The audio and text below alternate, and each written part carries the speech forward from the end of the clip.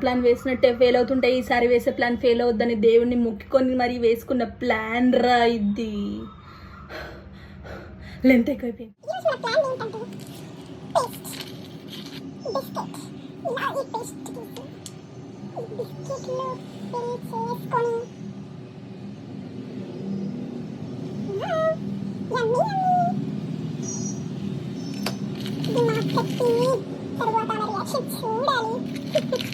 నీకోసం బిస్కెట్ తెచ్చా.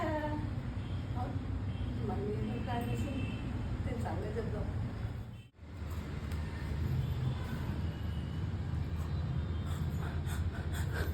మమ్మీ